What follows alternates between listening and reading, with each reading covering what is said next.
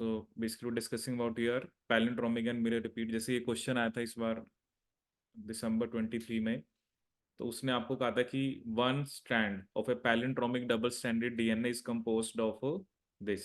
ठीक है, तो ये आपको एक स्ट्रैंड दे रखा है। Which one of the following forms of nucleic acid structure will be adopted in water if sense and antisense strands are mixed in equal proportion followed by annealing? ठीक है, तो चाहे आप इसको एज ए फैक्ट याद रख लो, क्योंकि water के अंदर बेसिकली ये कौन सी फॉर्म को जनरली अडॉप्ट करता है, आपका बी फॉर्म को। ठीक है, तो ये आपने याद रखना है, ये किसको अडॉप्ट करेगा, आपका बी फॉर्म को। ठीक है, देखो एक वैसे तो जीडीएनए के लिए तो मैंने आपको बताया था ना, ऑल्टरनेट प्यूरिन पिरिमिडिन होने चाहिए। ठीक है, जैसे इसमें भी आप देख सकते हो, वैसे तो सी जी, ठीक है, फिर जी सी है। मतलब कई बार बच्चे उस कॉन्टेक्स्ट में इसको कर भी सकते हैं, बट ये आपको फैक्ट ही याद रखना है कि जो अगर ऐसा कुछ होता है, क्योंकि वैसे भी हम ना रैंडम कोई भी हमारे पास सीक्वेंस होता है, जैसे एक लाइन लिखी है बुक के अंदर कि आपको रैंडम कोई भी सीक्वेंस दे दिया जाए तो उसकी जनरली सबसे स्टेबल फॉर्म आपकी बी फॉर्म ही होती है। ठीक है, और वाटर में वो जनरली बी फॉर्म ही आपकी अडॉप्ट करेगा।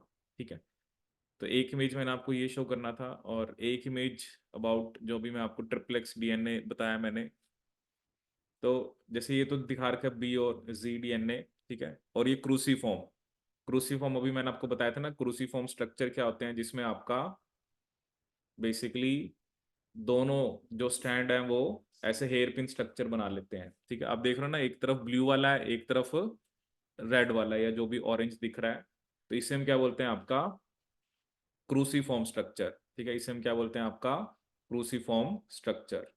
ठीक है,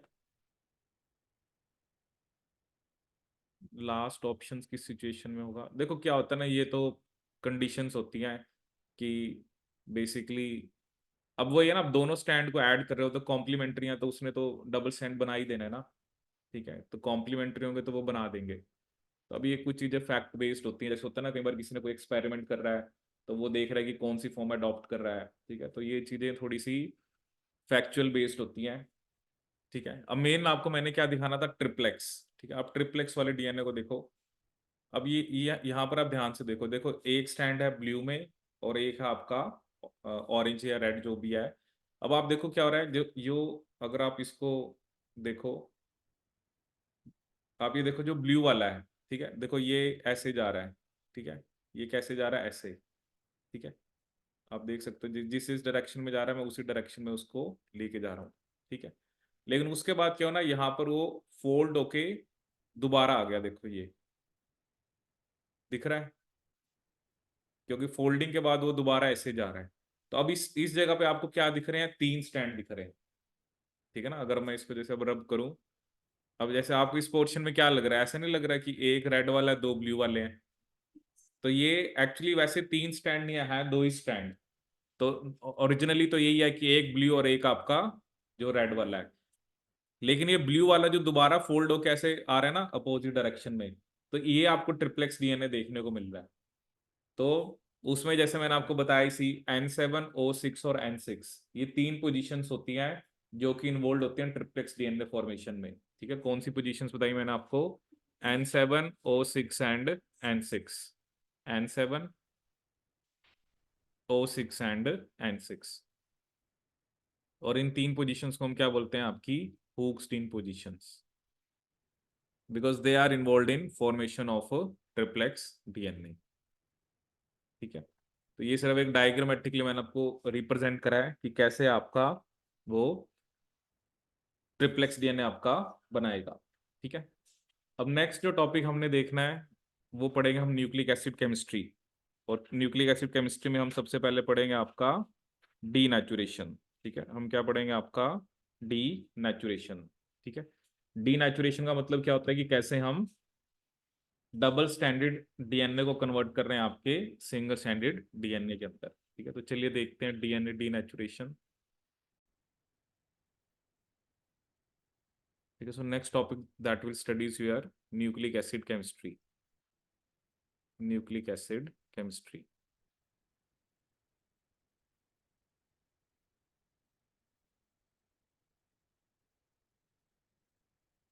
ठीक है, तो इसमें हम मेनली क्या पढ़ते हैं आपका denaturation and renaturation and renaturation.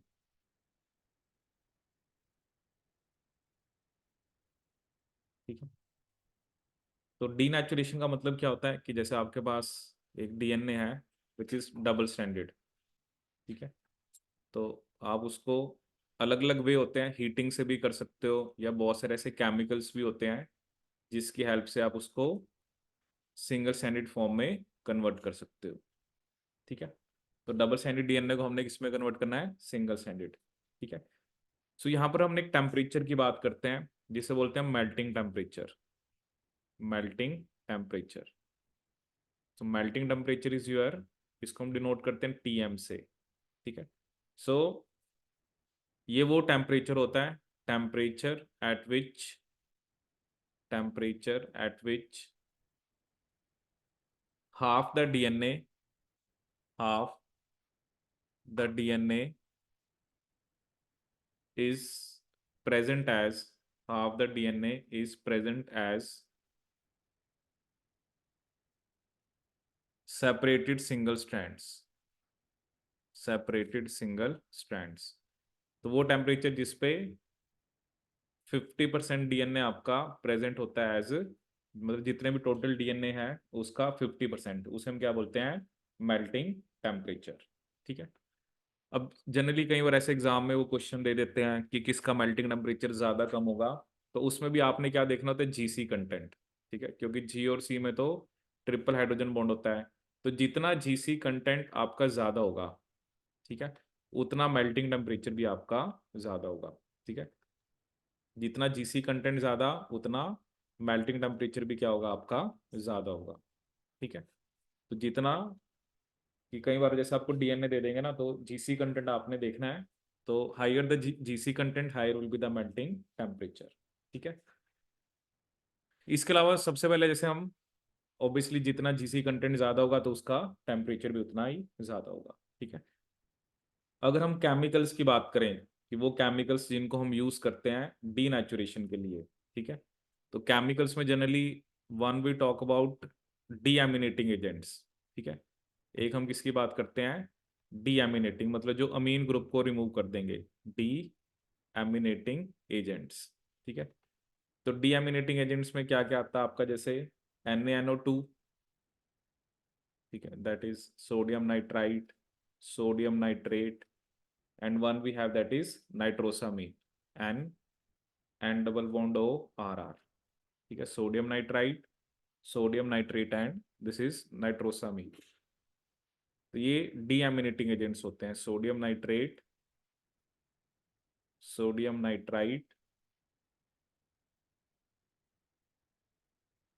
Sorry पहले वाला नाइट्राइट है, दूसरे वाला नाइट्रेट है, nitrite, sodium nitrate, and one we have that is nitrosamine. ठीक है, और दूसरे एजेंट्स होते हैं आपके अल्काइलेटिंग, मतलब जो कुछ एल्काइल ग्रुप ऐड करते हैं, अल्काइलेटिंग एजेंट्स। ठीक है, सो अल्काइलेटिंग एजेंट्स में हम देखते हैं कौन कौन से आते हैं आपके, that is S adenosyl methionine, S adenosyl methionine, dimethyl nitrosamine, dimethyl नाइट्रोसामीन,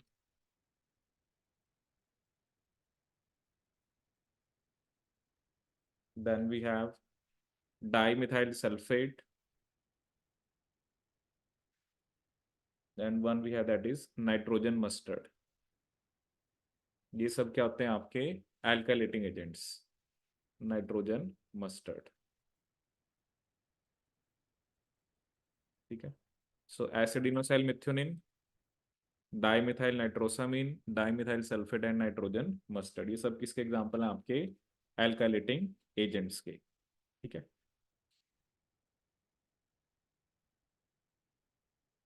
इसके अलावा एक दो पॉइंट्स आप और लिख लीजिए। एक तो क्या होता है कि बेसिकली एल्कलाइन कंडीशंस में, ठीक है।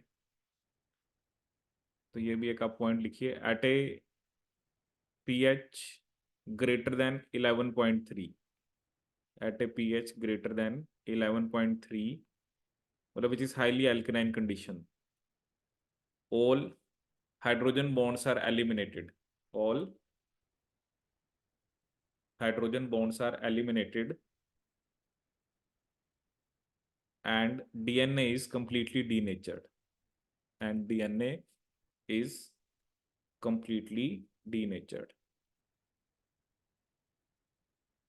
completely denatured, ठीक है। एट ए pH ग्रेटर देन 11.3 जितने भी हाइड्रोजन बॉन्ड्स हैं वो आपके एलिमिनेट हो जाते हैं, ठीक है। इसके अलावा हमारे पास ना कुछ ऐसे केमिकल्स भी आते हैं जो मेल्टिंग टेम्परेचर को कम कर देते हैं। जैसे मान लो मैंने कह दिया एक डीएनए है, ठीक है। मान लो पहले वो मेल्ट हो रहा है 80 डिग्री सेल्सियस पे, ठीक है।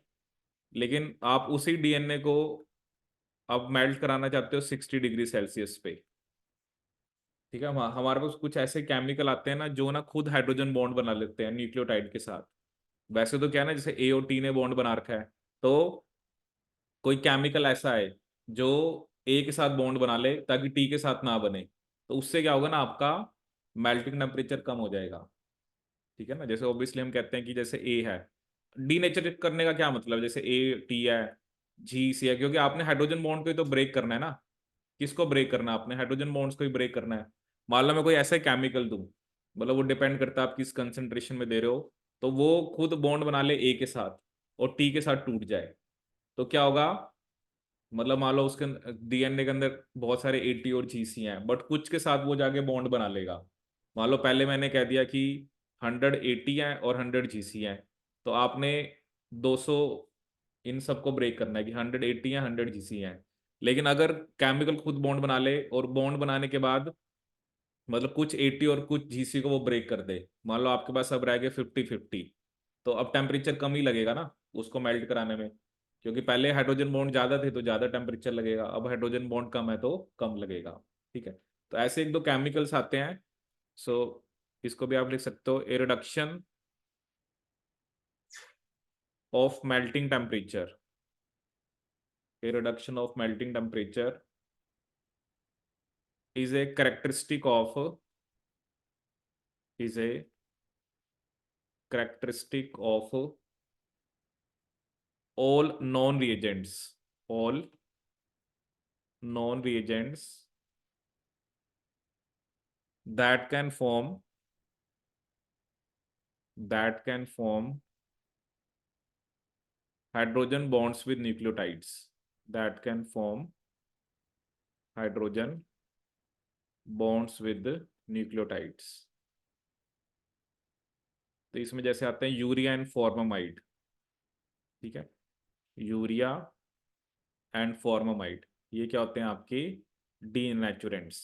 यूरिया एंड फॉर्मामाइड क्या होते हैं आपके, डी नेचुरेंट्स, ठीक है। तो इन दोनों को हम यूज करते हैं एज ए डी नेचुरेंट, ठीक है। So urea and formamide both are your denaturants. अब नेक्स्ट हम बात करेंगे कि हम डीनेचुरेशन को कैसे स्टडी करें, ठीक है, क्योंकि डीएनए ऐसे तो दिखता नहीं है, तो हम कैसे इस चीज को स्टडी कर सकते हैं कि डीनेचुरेशन हो रही है या नहीं हो रही है, ठीक है। देखो उसके लिए बेसिकली हम क्या करते हैं, एक्चुअली ये जो डीएनए होता है, ठीक है, डीएनए आपकी ना एब्जॉर्बेंस दिखाता है 260 पे। जैसे हमने प्रोटीन्स का पढ़ा था ना कि प्रोटीन्स 280 पे दिखाते हैं, तो उसके पीछे रीजन होता है एरोमेटिक अमाइनो एसिड्स, ठीक है।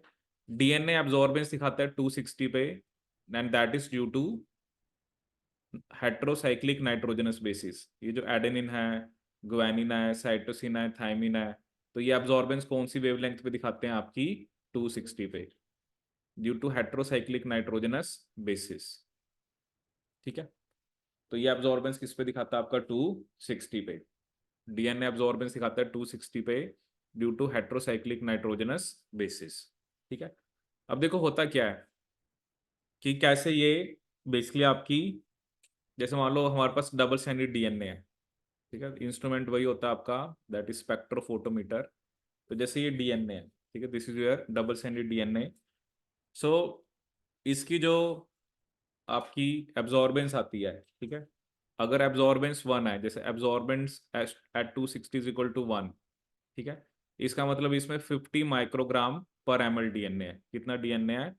50 माइक्रोग्राम पर एम एल। कितना डीएनए आपका? 50 माइक्रोग्राम पर एम एल, ठीक है। अगर आप इसको डीनेचर करते हो हीटिंग से, ठीक है, तो ये सिंगल स्टैंड फॉर्म में कन्वर्ट हो गया, ठीक है। तो हमने क्या देखा है, ये एक स्टैंडर्ड होता है कि अगर एब्जॉर्बेंस या ओडी लिखा होता है, ऑप्टिकल डेंसिटी, अगर 1 है तो डीएनए इतना है, ठीक है। अगर कई बार ना ऐसा भी क्वेश्चन पूछ लेगा कि मान लो अगर कुछ एब्जॉर्बेंस दे देगा, जैसे मान लो मैंने कह दिया एब्जॉर्बेंस 0.5 है, तो आपने 0.5 को 50 से मल्टीप्लाई कर देना है, तो इसका मतलब उतना डीएनए उसके अंदर है, 25 माइक्रोग्राम पर एमएल। ये आपने स्टैंडर्ड याद रखना है कि 50 माइक्रोग्राम पर एमएल जो डीएनए होता है उसकी एब्जॉर्बेंस 1 आती है, ठीक है। अब आपने इसको हीट कर दिया, अब हीट करने के बाद एब्जॉर्बेंस हो जाती है 1.37, ठीक है, that is 37% increase in absorbance. कितने परसेंट? ये फिक्स है वैल्यू, ठीक है, 37 ही आप सेक्टर में बैठे हो, और 37% ही एब्जॉर्बेंस में इंक्रीज होता है, 37% इंक्रीज इन एब्जॉर्बेंस। तो ये वैल्यू जो है ये एक फिक्स वैल्यू है कि जब आप डबल स्टैंडर्ड से सिंगल स्टैंडर्ड करते हो तो 37% आपका एब्जॉर्बेंस में इंक्रीज होता है। कितना इंक्रीज होता है आपका? 37%, ठीक है। अब इसके बाद अगर ये फ्री है, जैसे क्या होता है ना, ऑब्वियसली इसमें बेसिस हैं। एक्चुअली हुआ क्या ना कि पहले तो बेसिस क्या थे, वो आपस में स्टैक्ड थे, लेकिन अब एक्सपोज हो गए, तो एक्सपोज हो गए तो वो ज्यादा एब्जॉर्बेंस दिखाएंगे, ठीक है। और इतने ही बेसिस अगर फ्री हैं, फ्री का मतलब उसने आपस में बॉन्ड नहीं बना रखा, जैसे ये बॉन्ड बने हुए ना 3 prime 5 prime phospho disaster, free है, फ्री का मतलब कि उन्होंने सिंगल स्टैंड या डबल स्टैंड कुछ भी नहीं बना रखा, तो उनकी एब्जॉर्बेंस तो और भी ज्यादा आती है, 1.60, ठीक है। तो ये आपने वैल्यू एक फिक्स याद रखनी है कि अगर डीएनए डबल स्टैंडर्ड है और एक वन एब्जॉर्बेंस का मतलब है कि वो 50 माइक्रोग्राम पर एमएल है, ठीक है। तो ये वैल्यू जो होती है ये फिक्स होती है। तो कई बार ऐसा एग्जाम में क्वेश्चन भी आता है, क्वेश्चन हम करेंगे भी सही, ठीक है।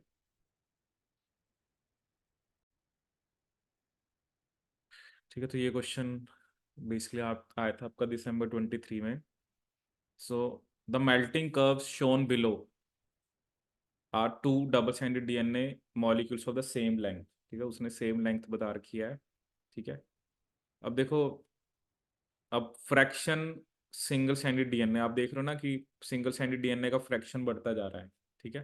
तो ऑब्वियसली अगर आप दोनों यहाँ पे देखो तो मतलब मैक्सिमम, मतलब जब सब सिंगल स्टैंड हो गए, तो अगर हम ये पॉइंट देखें तो मतलब यहाँ पर आपका डबल स्टैंडर्ड बिल्कुल खत्म हो गया, ठीक है। अब इसके अगर हम हाफ देखें, अगर ये 100 होगा तो मतलब ये 50, तो उसके कॉरस्पॉन्डिंग आप देखो कि किसका मेल्टिंग टेम्परेचर ज्यादा है, ठीक है।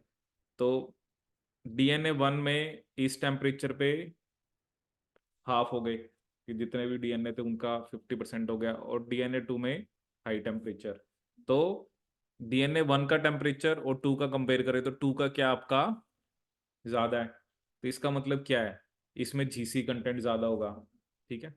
तो अगर ऑप्शन देखें, क्योंकि मेन हम जीसी कंटेंट देखते हैं, तो पहला है कि DNA 1 has lower 80 than DNA 2। 80 तो इसमें ज्यादा होगा ना, जीसी कम होगा, तभी तो ये जल्दी मेल्ट कर गया। DNA 1 has a lower GC content than DNA 2, तो इसलिए उसका मेल्टिंग टेम्परेचर कम है, ठीक है। बाकी एक लिखा है कि सीक्वेंस इंडिपेंडेंट, ऐसा कुछ नहीं है, मिसमैच वो तो आप कुछ बता नहीं सकते, तो इसकी एक ही ऑप्शन सही बन गया सेकंड, क्योंकि वही मैंने आपको पहले ही बताया, जीसी कंटेंट अगर ज्यादा है तो मेल्टिंग टेम्परेचर भी आपका ज्यादा होगा, ठीक है। ठीक है, सो नेक्स्ट टॉपिक जो हम पढ़ेंगे आपका इसमें in denaturation, that is what is the effect of ionic strength, effect of ionic strength of solution, ionic strength of solution on the structure of DNA, on the structure of DNA. Effect of ionic strength of solution on the structure of DNA. ठीक है। So basically क्या क्या कहने का क्या मतलब है, जैसे मान लो मेरे पास एक डीएनए है, ठीक है, we have a double stranded DNA. ठीक है। अब मान लो उसको मैं दो अलग अलग कंसंट्रेशंस में रखूं, एक मैं रखूं उसको 0.1 मोलर NaCl में, और एक मैं उस डीएनए को रखूं 0.2 मोलर NaCl में। ठीक है। डीएनए वही है बट अलग अलग आयनिक स्ट्रेंथ वाले सॉल्यूशन में रखें तो मेल्टिंग टेम्परेचर पे आपका क्या इफेक्ट होगा। ठीक है।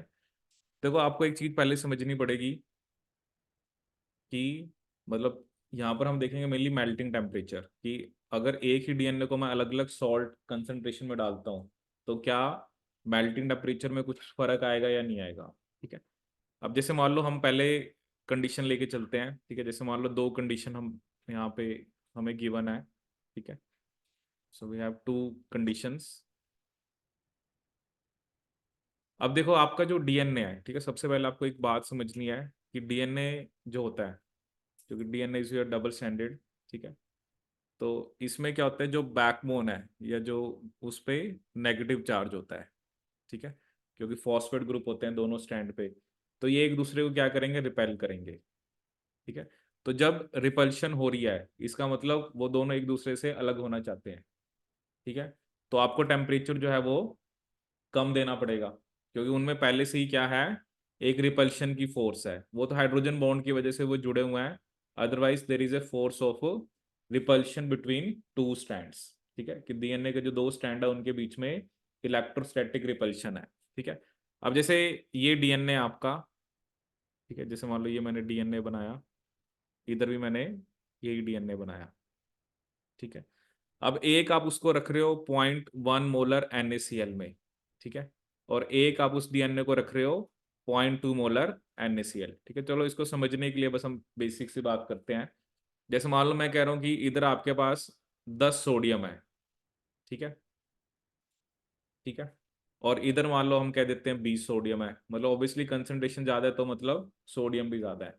अब हमने क्या कहा था, बैकबोन पे क्या है, नेगेटिव चार्ज है। बैकबोन पे क्या आपका नेगेटिव चार्ज है। अब नेगेटिव चार्ज को कौन न्यूट्रलाइज करेगा, पॉजिटिव चार्ज। जैसे अब NaCl में से Cl नेगेटिव, तो Cl नेगेटिव को तो ये रिपेल करेगा ना, क्योंकि इस पे भी नेगेटिव है और ये भी नेगेटिव है, ये तो रिपेल करेगा, तो ये किसको अट्रैक्ट करेगा, पॉजिटिव को। ठीक है। अब मान लो इधर, चलो ये तो हमने ऐसे ही छोटे से एग्जांपल लिया है क्योंकि बहुत सारे नेगेटिव चार्ज होंगे। तो मान लो हमने कह दिया फॉर एग्जांपल यहाँ पे 50 नेगेटिव चार्ज हैं टोटल। जस्ट एक एग्जांपल ले रहे हैं। अब 10 सोडियम है, 10 सोडियम ने 10 को न्यूट्रलाइज करेंगे फॉर एग्जांपल। ठीक है। तो 40 नेगेटिव रह जाएंगे। ठीक है। 50 नेगेटिव, 10 पॉजिटिव, मतलब 40 नेगेटिव रह गए। ठीक है। इधर 20 पॉजिटिव है तो चार्ज तो इस पे भी 20 50 नेगेटिव है, लेकिन 20 पॉजिटिव आ गए तो कितना चार्ज रह गया, 30 नेगेटिव। तो मतलब इसमें अभी भी ज्यादा नेगेटिव चार्ज है तो इसमें अभी भी रिपल्शन है। ठीक है। इसमें अब कम नेगेटिव चार्ज रह गए तो इसमें कम रिपल्शन होगी। ठीक है। सो ऑब्वियसली जो मेल्टिंग टेम्परेचर है वो अब आपका किस केस में कम होगा। ठीक है। जिस केस में आपके नेगेटिव चार्ज क्या है, कम है, ज्यादा है। देखो रिपल्शन तो पहले ही हो रही थी। ठीक है। अब सोल्ट डालने से क्या होगा, अब ज्यादा नेगेटिव चार्ज है तो रिपल्शन अभी भी ज्यादा ही है, तो इधर मेल्टिंग टेम्परेचर आपका कम होगा। और जिधर नेगेटिव चार्ज आपके ज्यादा न्यूट्रलाइज हो गए, यार बेसिकली अब रह कम गए तो रिपल्शन कम होगी, तो उधर मेल्टिंग टेम्परेचर क्या होगा आपका, ज्यादा। तो मतलब सीधा सा फंडा बस आपने ये याद रखना है, जितनी सॉल्ट कंसेंट्रेशन ज्यादा है ना उतना मेल्टिंग टेम्परेचर ज्यादा है। अगर मैं डीएनए को मैंने दो सॉल्यूशन में रखा है, ठीक है, ये तो सिर्फ समझाने के लिए थोड़ा मैंने आपको बताया, बाकी एक कंसंट्रेशन ऐसी भी आएगी जब सारे ही नेगेटिव चार्ज न्यूट्रलाइज हो गए, उससे ज्यादा तो बढ़ाने का फायदा ही नहीं है। ठीक है। तो जितनी सॉल्ट कंसंट्रेशन ज्यादा उतना मेल्टिंग टेम्परेचर ज्यादा। So melting temperature is directly proportional to salt concentration. तो आप देख रहे हो ना, मतलब डीएनए बहुत सारी चीजों पर डिपेंड करता है कि उसका मेल्टिंग टेम्परेचर क्या है। एक तो हम अगर जनरल, अगर अलग अलग टाइप के डीएनए, तो आप देख रहे हो कि जीसी कंटेंट कितना है, एटी कंटेंट कितना है। अगर सेम ही डीएनए को आप अगर आप अलग अलग कंडीशन दे दो, जैसे अलग अलग आयनिक स्ट्रेंथ में रख दो, ठीक है, एक केस जैसे मैंने लिया आपका कि आपने जो डीएनए था, जैसे हमने डी नेचुरेंट दे दिए, वो मेल्टिंग टेम्परेचर को कम कर देते हैं। तो यहाँ पर हमने इस चीज की बात करी है कि डीएनए कौन से सॉल्यूशन में है, ये भी मैटर करता है। If it is present in your high salt concentration, ठीक है, देखो हाई सॉल्ट क्या कर रहा है, उसका काम क्या, हाई सॉल्ट में सोडियम ज्यादा है, तो जो डीएनए के ऊपर नेगेटिव चार्ज है वो उसको न्यूट्रलाइज कर रहा है। तो इसका मतलब क्या है, रिपल्शन वाली फोर्स को वो कम कर रहा है। जब दोनों में पहले रिपल्शन है तो टेम्परेचर आपको कम देना पड़ेगा। अगर वो रिपल्शन को आप कम कर दो तो मेल्टिंग टेम्परेचर बढ़ जाएगा। तो अगर जैसे होता है ना, एक तो अलग अलग सॉल्ट ले ले, हम कहते हैं कि 0.05 है, एक आप कह रहे हो कि 0.06 है, एक 0.1 है, एक 0.15 है, जितनी सॉल्ट कंसंट्रेशन ज्यादा होगी उतना मेल्टिंग टेम्परेचर आपका ज्यादा होगा। एरो अपोजिट कहाँ लगे, इधर मेल्टिंग टेम्परेचर आपका क्या होगा, कम होगा ना, इधर ज्यादा होगा। इधर लो होगा क्योंकि सॉल्ट कंसंट्रेशन कम है, इधर सॉल्ट कंसंट्रेशन ज्यादा है तो हाई होगा।